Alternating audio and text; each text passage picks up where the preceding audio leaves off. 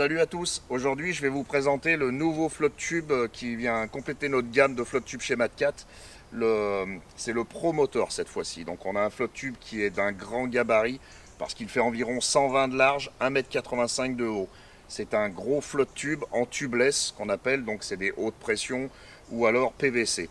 Donc c'est une toile qui se gonfle et non pas une chambre à air à l'intérieur d'une toile en tissu, ce qui permet déjà de l'équiper et de pouvoir coller dessus des empiècements, des accessoires pour accessoiriser son flotte tube.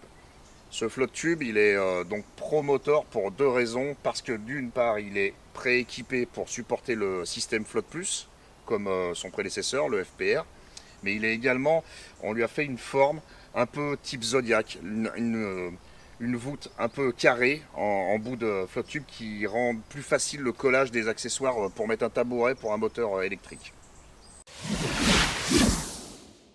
Pour ce qui est de la sécurité, on a joué sur le fait que la structure doit être compartimentée en plusieurs parties pour qu'en cas de crevaison, on puisse s'assurer un retour à la berge dans la sécurité.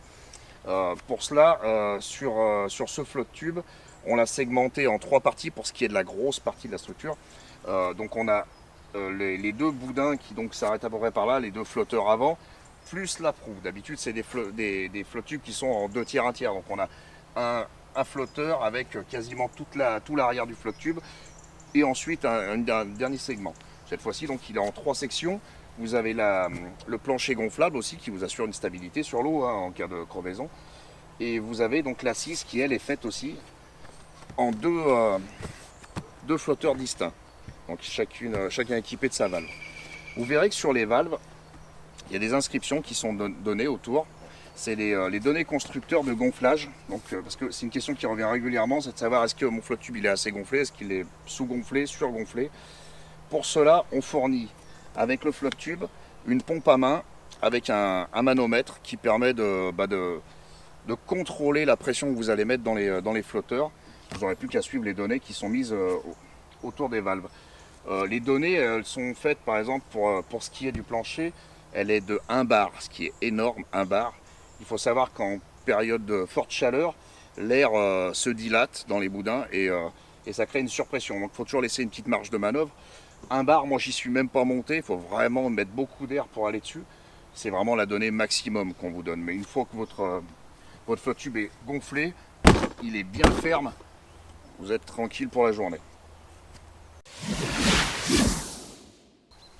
Pour ce qui est de la partie flottabilité, vous voyez l'assise, donc elle est faite d'un tapis antidérapant dessus, ce qui permet déjà un peu plus de confort. C'est un tapis mousse qui est collé sur l'assise. Vous avez le réglage du dossier qui se fait par les sangles réglables, comme ceci. Et vous voyez donc l'épaisseur du plancher plus celle de l'assise. On est vraiment très haut sur l'eau. Pour ce qui est du transport de ce flotte tube, il est fourni avec des sangles de portage qui sont sous l'assise comme d'habitude, donc un brelage habituel. Vous avez également en proue une poignée qui vous permet de le tirer. Et c'est là où ça devient intéressant, c'est que pour le tirer, nous on a rajouté des renforts. Donc sur le FPR, on avait déjà fait ce procédé. On a rajouté des renforts sous l'avant des boudins et une coupelle en rigide qui permettent de le soulever et de le traîner au sol pour arriver jusqu'à l'eau. Ça évite de porter ce flotte tube. Il n'est pas lourd de lui-même, il fait à peine 15 kg. Par contre, une fois équipé, avec les batteries, avec l'électronique, les échosondeurs, on commence à avoir quelque chose d'assez lourd. Et puis en dernière phase de transport, vous avez également à l'intérieur deux poignées en dur qui permettent donc de le soulever et de le déposer où vous voulez.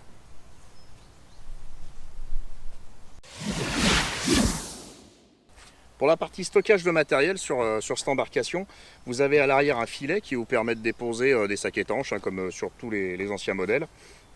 Mais vous avez également une gamme de bagagerie qui vous est fournie avec. Donc 4 bacans avec un capot rigide en structure EVA qui permet de garder donc la forme du bacan. Il ne s'écrase pas comme les poches en nylon et qui résiste aux déformations sans problème. Ça reprend sa forme sans souci. Pour ce qui est de la fixation de ces bacans, vous voyez ces 4 clips. Donc ça permet de les changer assez facilement, de les mettre en œuvre assez facilement. Et dessous, vous avez un scratch qui permet d'éviter à la poche de glisser et de rester bien en place. Donc 4 bacans, comme je vous dis, un petit, un moyen, un très grand qui permet de ranger dedans les clons, ça rentre tranquillement. Les grandes boîtes Mat 4, moi j'arrive à en placer 2 dedans. Hop. Et puis à l'arrière, vous avez un bacan qui vous est fourni, qui épouse la forme à l'arrière et qui permet de stocker la batterie de votre moteur, si vous en mettez un, ou de vos éco-sondeurs. Donc c'est un bacan qui permet d'être hors d'eau, parce que sur la partie basse il est étanche. Mais bon, normalement à l'arrière vous n'aurez pas d'eau, parce que même moi j'arrive à ne pas en avoir, pourtant je suis relativement lourd. Hop. Et pour finir, et ben, dans ce qui est, on va dire, les petits accessoires qui j'espère ne vous serviront jamais, c'est le petit kit de réparation, donc avec un bout de toile vert, hop, et un bout de toile noire, hein, pour combler donc un trou qui serait ou sur la partie verte ou sur la partie noire, pour éviter d'avoir un patchwork. Et vous avez également la clé qui permet le serrage des valves. Vous avez également dans les accessoires qui vous est fourni un espèce de tampon.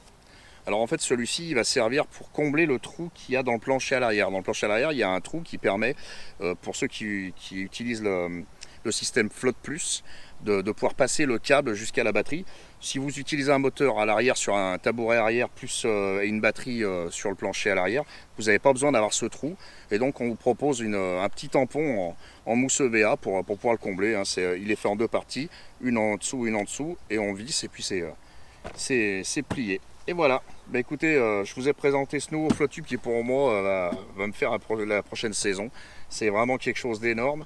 Je suis super content qu'on arrive enfin à sortir des produits de cette qualité, parce que sur l'eau on prend quand même des risques. Il y a besoin de prendre un maximum de sécurité quand on est sur l'eau, et c'est avec ce genre d'embarcation qu'on va être crédible et qu'on va vraiment montrer que la pêche du Flotte Tube c'est une pêche sécuritaire. Donc et ben voilà, on a collé les accessoires sur ce Flotte Tube. Donc le promoteur il est équipé, donc j'ai mon système Flotte Plus qui est dessous, j'ai mes batteries du système Flotte Plus et le servomoteur. À l'arrière j'ai mon coffre avec la batterie de mon éco-sondeur. Hop, vous voyez, hop, mon coffre rigide là qui se place dessous, que je vous ai présenté. On a également après donc la bagagerie hein, qui est fournie avec. Et puis j'ai collé mes patchs donc à l'avant pour mon support GoPro, mon support de canne. J'ai un support de canne derrière qui me permet de mettre un support triple pour promener plusieurs cannes, ou alors mettre une canne au flotteur, c'est un truc que j'aime bien faire, il y aura une canne flotteur derrière tout le temps. Mon écran d'éco-sondeur hein, qui est sur sa rotule, et puis mes sondes hein, qui sont de ce côté. Enfin là j'en ai qu'une, mais j'ai de quoi mettre la deuxième également. Donc voilà, écoutez, le Flotte Tube il est prêt. J'ai déjà fait j'ai fait une petite heure dessus pour appréhender un peu la bête.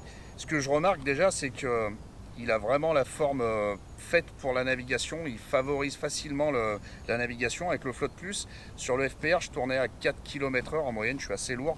Et là, je fais à l'aise 5 km/h, donc la friction sur l'eau est vraiment amoindrie. On a vraiment une bonne glisse. Et maintenant, on va essayer de pêcher dessus, et puis on va faire des poissons pour montrer comment ça réagit avec.